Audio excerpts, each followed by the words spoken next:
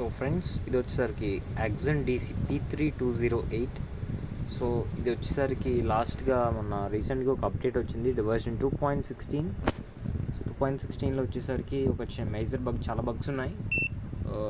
Fast ఛార్జింగ్లో QC 3.0లో high voltages output అవుతున్నాయి. జస్ట్ నార్మల్ డివైజెస్, ఇవి నార్మల్ డివైజెస్, వీటికి ఉన్న maximum fast charging support up to 9 volts ఉంది. కానీ 20 volts వరకు ఇవి ఆటోమేటిక్గా ట్రిగ్గింగ్ అయిపోతున్నాయి. ఇది సాఫ్ట్వేర్ గ్లిచ్ ఉంది.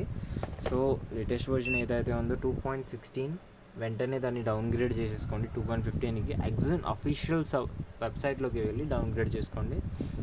C2C కేబుల్ కూడా మంచిది యూజ్ చేయండి, అదర్వైజ్ సెట్ అయితే ఫ్రై అయిపోతుంది. 20 volts డైరెక్ట్ వెళ్ళిందంటే the set is dead. Already 2 power ICs dead అయ్యాయి.